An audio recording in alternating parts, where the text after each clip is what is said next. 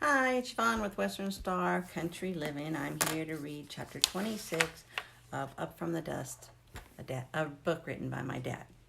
Well, dang me if we ain't back to farming for sure, Pa lowed, and we nodded our heads. Although this was Ma's way, I couldn't help but think of the pops, candy bars, and cookies and a little money in my pocket. But I was just a young boy with no say in the game, nohow. So I just went on with whatever the old man said, whether it be good or bad. We turned off the road and went along the side of the woods till we came to a piece where Pa wanted to turn off. So Pa says, "Whoa, mules," and they stopped and went to grazing. There was a sort of a patch along here the other day, and I think it'll take us to where we want to go.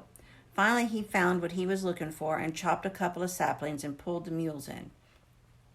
We went to where we were the other day and loaded up all the wood that was there. Then Pa cut a dead tree and made it into firewood. We hain't going to need many more fires, but we will need a few for sure. So I'll get these trees, and we loaded them up on the wagon. Now, William, you drive the wagon, and Skeeter and me'll walk and keep that much weight off of the mules. You always have to think of your stock and deal in their best behalf. We walked on back to the house and helped unload the wood and put it in the neat piles. Then Pa backed up the wagon into the garage and took the mules out. First, you took the traces loose from the single trees on the wagon. Then you took the chain out of the tongue and out of the collars of the mules. After you took the driving lines from their bridles and slid them out and hung them up. You then took each animal out and led him to the barn after you hung the traces onto the hames and took the leading lines in your hand and led them off. Pa says after we got to the barn that he'd show us how to take the harness off the mules. First you take the breeches loose of his hips, then the back band and the breeches off and hang them up. Then loosen up the belly band and the hames. Undo the hame strings, and he unbuckled the harness that was around the collar. He then pulled all the stuff off and hung it up on a wood peg that had been made for them. Then he came back and undid the collar and took it all off and hung it up. That left nothing but the bridle on the mules. Skeeter, you take the gray one, and William, you take the big white one. I'm going to put some water in the trough down at the well, and you boys bring them for a drink, if they want to drink. I don't know when they had water last. From now on, we'll water them 3 times a day when they ain't in the pasture. So we led the mules down to the well. Pa was a-drawing water already. You let the bucket down in the well, and when it got full, you pulled on a rope on one side, and the other side came up with the water on it, just a little wheel at the top of the well and a rope. That's all there was to it. We had one when we lived at Doc Baines there that had a windlass on it, a big roller with a crank on one end that you cranked up for the water. Pa fills up the trough, and we led the mules up to it to drink. Billy drank by swigging, and old Tom put his whole nose in and gulped up the water. They always rinsed their mouths out before they drank. They'd take a mouthful of water and slap and carry on till they were ready to drink. There was a whole lot of that I had to learn about this farming thing. After they had finished, we took them back to the barn and put them in the stalls and gave them some hay and a little grain. They won't have to have much grain till they go to work, like plowing and stuff. Now we have to start in on the flue wood. I have to get in touch with Jamie Lewis and see about getting some axes and stuff down at Bushy Fork. Well, we had no more than gotten started to the house when Uncle Gilliam pulled up in the yard. "Well, light a tie to your hoss," Pa hollered at him. "What you doing out here this time of the day?" "Well," Gilliam says, "I was down at the store and I run into Jamie Lewis, and he told me he had some stuff for you and wanted to know if I'd bring it over. He had to go to Durham and see his brother, the one that's the tobacco buyer for the American Tobacco Company." "Yes, I know him," Pa lows. "He's been with them for quite a spell, hain't he?" "Yes, he has, and he's a pretty good buyer, too," Gilliam says. "We're getting back to the stuff. I got a crosscut and a couple of axes and a couple of flies for when you have the time to come over and get some hosen rakes and stuff like that from the barn. If and he's not there, his wife will show you which way they is. Right now, I got to get started on the flue wood. I guess that you have yours already cut." "Yeah, me and the boys finished up last month. It's a job that I like to get over, too." "Well, Tom, I got to get on back. Annie don't know where I'm at. She always thinks the worst when I'm gone." Pa looks at the axes and the saws. "The axes seem all right. They got a pretty good edge on them, but them saws will have to be sharpened before we can do any sawing with them. I guess That's why he sent the file. There was a big stump out by the woodpile, and Pa made for it. Now, Skeeter, you get a hold of that end, and I'll get the other one. When I pull, you let your end go free. Keep your hands on it, but don't push. Just sort of guide it. Well, we went on for a little and got a groove cut into the stump. Pa turned the saw over with the teeth up and fitted it in the stump. Then he got his file and commenced in the middle to file one side and then the other. He got back and sights along the saw and takes any that are out of the line and then files them in or gives them a sharp tap with the hammer. After he got done, he tells me to let's try this again. This time the saw was a pulling out pieces of wood that looked like worms. Now dang me if that hain't cutting, I'll give it up. It did cut a lot better and faster. I was to learn later just how much work that could be attached to a crosscut.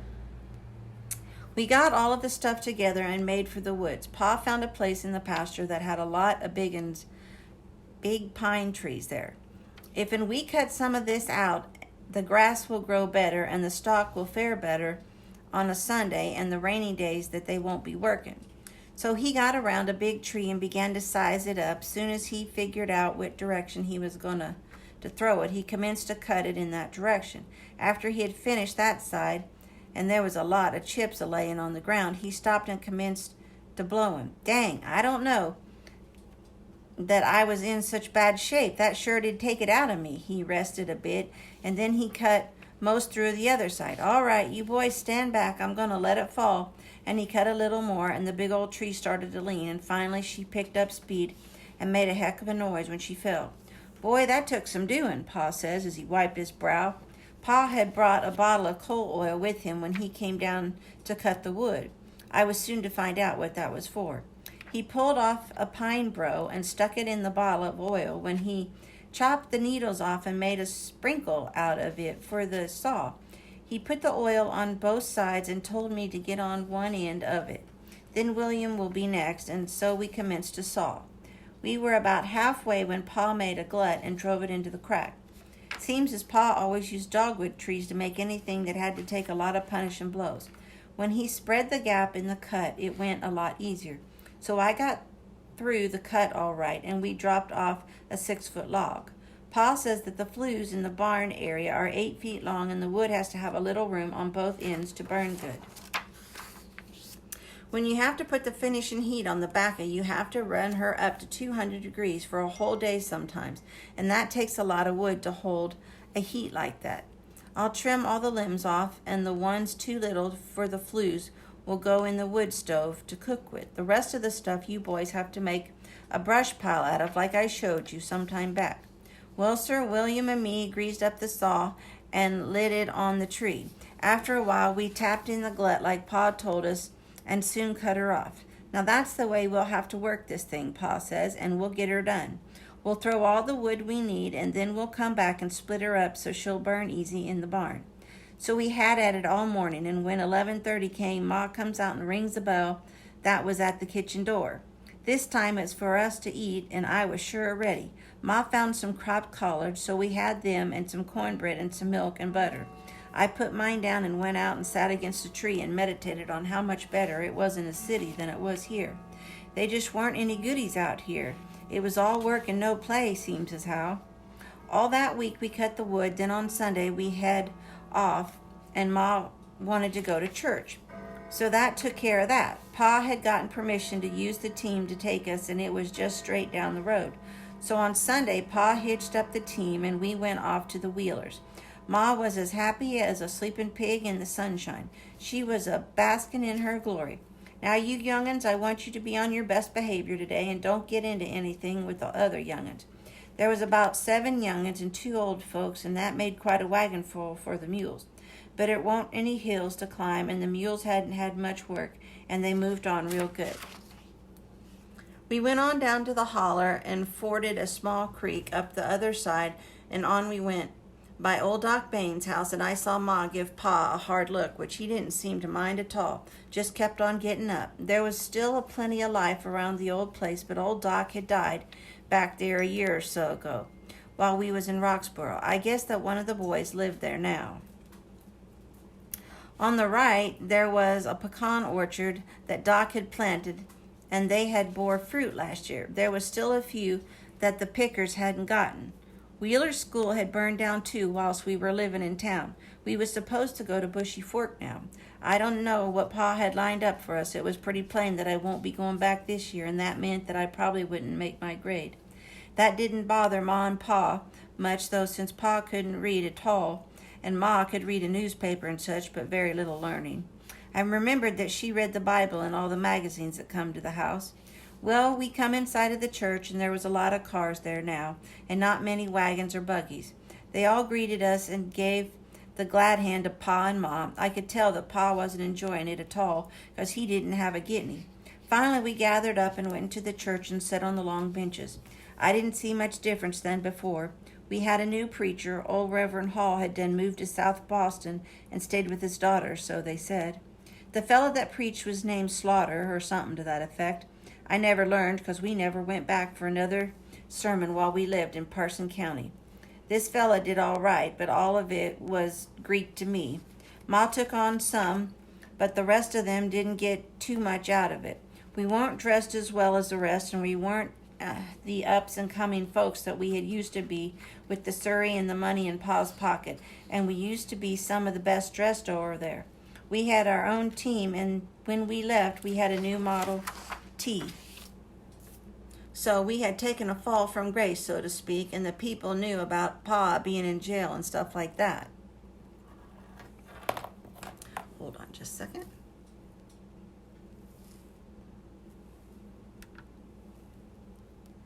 Of course, I got a message. Sorry about that. I could see all of this and knew that Ma's dream was a crumbling all around. She bounced up pretty good, though. She held her head high and looked all of them in the eyes till we left. And we were going back home. As we were going back home, Ma lows to Pa, well, you won't have to take me back to Wheeler's anymore until they lay me to rest. I always like to go to the service and hear Reverend Hall preach the word and meet all the people that come to the meeting and all of the eatings on the ground and the foot washing and that sort of thing. But the people ain't that anymore, not like they used to be, 'cause we ain't either, but that warn't no cause for them to look down on us for being poor. The Savior only had one cloak to his name, and his victuals that he conjured up are some that someone gave him. I have my Bible, and that's enough for me. I don't need them stuck-up folks to tell me how to read the good book. When we went back by Doc's place, Ma didn't pay much attention at all to the fowls and the things that was in the road. Billy and Tom knew that the stable and the food was waiting for them, and they struck up a little trot. We passed Calvin Warren's house on the way back, but no one seemed to be a-stirring. She was old Doc's daughter, Calvin's wife, that is. I think her name was Kitty. Anyway, the mules jogged on past and we was home soon. I went with Pa up to the barn and helped him take them out to the well and for some water, and then we led them back and gave them grain and hay. I always liked to hear the chomping and chomping on whatever they were eating. We went on back to the house and waited for Ma and the gals to get dinner. William had done got the wood for them. He had an old hen that had quit laying and didn't set, so Ma had gotten her ready before we left and was boiling the dumplings in a big pot. She always made her dumplings by rolling out her dough like she was going to make a pie. Then she would take up the long strips and break off a little at a time and drop them in the boiling chicken soup. It made some of the best victuals. She would put some red peppers in the dumplings. Then she'd cut the old hen up in many pieces and bake her after she was boiled most done. I never got any of the good pieces, but what I got was sure good. Yes, sir, necks and ribs was what I was raised up on in the chicken department. There was gravy, and Ma made brown gravy by cooking her flour in the meat grease till it was almost burnt, and then poured it in the soup stock and let her to thicken. When you sopped that up with a biscuit, it was royal. The day came to a close, and the night took over, and I slept in a peaceful slumber till the morn, as only a young'un can sleep. Pa roused us out in the hazy dawn and got us off to the woods to cut the flue wood. One thing good, the fellow that was here before us had gotten up the plant beds before he left. You always had to plant them in the early February because most of the time it was too late in March. Anyway, the job had been done by someone else. I sure like that. To get up a plant bed, you have to go out in the woods where they hain't been a thing planted. You cut off all the wood, you pull up the stumps and the roots, and rake and chop till you get it good, looking good. Pa would take a mule and bull tongue and tear it up again and do it all over again. Then after all that, you put cottonseed meal on it and chemical fertilizer and chop that in. Then you mix the seed with the ashes, because they were so little, and sowed them. Broadcast, that is. Now you take a dogwood brush and frail them to the ground. After that, you put the logs all around and knock them so no leaks. Then put plant bed cloth over all this and hoped for the best and no big freeze. Tobacco is one heck of a crop to raise, I'll tell you. I'll get back to the planting in the near future. We did one thing I sort of liked, and that was busting the wood. You take a log, and one gets at one front of the log and the other gets in the middle facing you. You hit hard enough to start a crack, and then the other hits in the crack to open it wider. He backs up and you go forward, hitting right next to his axe. She pops open and you turn her over and you start out again, sort of quartering the log, so to speak, so it'll burn better when it dries. We had cut for about a week, and Pa thought we had enough, and we started to haul the wood on. Pa cuts 2 cedar logs the right length and bores 4 holes, and we cut small saplings to hook the logs together.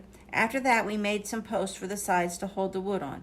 When it was all done, we lifted it on the wagon, and it was a pretty good fit. After a few chops here and there, we went up and hitched up the mules and came back to the woods that we had ready. Some of it was so heavy that you had to lift one end at a time. We loaded it up pretty high, and there was a lot of weight on the wagon. The mules were very, very strong and pulled it all right, but they had to belly down a couple of times before they got to the barn. Now, Pa says we got to make a round stack and stand the wood up on end, and that way it comes off easier when you're curing the back. We started our stack and brought them 10 loads to each barn, and there was 3 barns. Them mules were real tired when we got done, and so was we. They didn't get much rest, only on the weekends. We had them at it all the time. Of course, we was right there with them also. It was the hardest work that I had ever did, 'cause I was young and didn't know much about anything. I knew right off that I'd rather be in town than to be a farmer. At least I had a few nickels to rub in my pocket, and I saw a lot of people and got in all kinds of stuff there. Here was one thing that you could get into, and that was to work 7 days a week. Our next chore was to plant corn after you got the land ready. We had a planter that had 2 buckets on it or whatever, and fertilizer was put in one and corn in the other. Then you hitched a mule to it and followed the other. That opened the rows. It went like this. You took a turning plow and plowed up the field. Then you came back and harrowed it smooth. Then you run off the rows and planted the corn and fought the crows, the brown thrush, and the cutworms and what have you to get a little for yourself. My job was to fill up the planter after she used up what fertilizer she had. We unloaded sacks all over the field, and I filled up the planter from one sack till she was out and then started of another. If necessary, you drug the sack from one place to another after she was half gone. The sacks weighed 200 pounds, and it was hard to keep up with them sometimes. William was a running the rows, and Pa was a planting, and I was a filling, so we planted our corn crop. There was one bright side to the planting. A fellow up the road wanted me to fill for him after we was done, and he gave me $1 a day for 12 hours. He did feed me, and they had good victuals. They lived in a big house, and they had a field hand and lots of stock around, and a bulldog named Pinky, which was real friendly to me but looked mean as heck. When I got off my lunch hour, he would come over and lay down beside me and let me pet him. My boss's name was Willie Clayton, a distant cousin or something, and his wife's name was Lily. He wasn't good for riding or walking, just laid around and read true romances and that sort of stuff. He had a half-sister named Mammy, and him and her was always at each other. She was a-telling him that he had married a tramp and that he had ought to married someone else. On and on it went. They had some beautiful horses, though. The one I liked real good was named Frankie, and he was some horse. He would run all over the barnyard, buck and jump and kick out his front feet and his back and let out a keen fart at the same time and snort and blow like the wind and looked like a wild thing, sure enough. But when Willie let me ride him to the field, he was gentle and tame as a kitten. He loved to be petted, and he loved apples any kind, green or red. I used to get him some in the summer and give them to him, and when he saw me coming, he would run and neigh for me to bring him another one. Frankie's mate that worked with him on the two-horse thing like mowing, plowing, and the wagon was named Clipper, and he was a black horse with a long tail and mane. He had a spot on his forehead, and I think he might have had some Morgan in him. Clipper was awfully strong, and when something had to be started, he was the first to hit the collar. I've seen Willie, when he was a drinkin', drive them at a full gallop with no lines and holler, "Whoa!" and they would set down their haunches. I never saw him whip one or any of his mules or anything while I worked with him. He was always kind to his animals. His mom was named Nanny, and she was an old woman, but she always gave me things in the middle of the day or any time. She was great to me. I worked for him most of the summer, and Pa took all of the money, all but $1 once in a while. They fed me so much better than home, and the house was so much nicer that I liked to work there and probably would have done it for nothing if Pa would have let me. Sweetening came home in the summer, and they didn't need me as much, so I worked out in the big house. One day, Willie let me go with him to town in a Model T pickup. I rode in the back and watched that nothing blowed off while we were a-going. There was a bunch of stuff that he was a-selling to get something that he wanted, like dried peas, corn, and sweet taters. When we got into town, he sold his stuff and gave me a dime. This won't be any of your salary, it's just a gift. I'm going to be here a couple of hours more in the bank. So, and if you want, you scout around a little and to look up a friend or something, go right ahead. I won't be leaving till 4 o'clock. Just be back at the truck by then. And with that, he went on his way and left me standing there with my face a-hanging out. I wandered down to the warehouse where there was always sold the bacca in the fall. It was a long building with no partitions in it, just some posts to hold up the top. Some of them covered over an acre of ground. There was planters, big foe, and farmers all over town. They had warehouses, 'cause that's all Person County was, bright leaf cigarette bacca. I met up with Chin Green and ran off at the mouth with him for a spell. He said, "I bet you wish you were back in Roxborough, don't you?" I told him that was the truth. "Man, there ain't nothing out there." "Yeah, I worked on a farm for a summer or two when my pa sent me out. We parted and I went on up Main Street and met Ophi Bryan. She was a big gal, and she hugged me to her with a hefty clasp. "Come on in the drugstore, Skeeter, and I'll buy you a cherry ice." "That sounds good to me, but I ain't got no money," I lowed. "This street's on me." "Okay." Then we went to the show. We sat there and talked about the old times and had a good time thinking on the past. I work over at the hotel, Skeeter, and if you ever get into town, just come on over and say hi. "I sure will, Ophi. I never will forget you no matter where I go." "Me neither, Skeeter," and she hugged me real hard. She walked up the street with her heels a-clicking. Yes, sir, she was some gal. It was about the time that I got back to the truck, so I ambled on over there. Willie was back and tying stuff on the back of the truck. The old T trucks didn't have much room. And that is the end of chapter 26. I hope you enjoyed it, and I will hopefully be back on tomorrow to read chapter 27. You guys have a great evening. God bless. I hope you're enjoying the book, and I will talk to you later. Bye.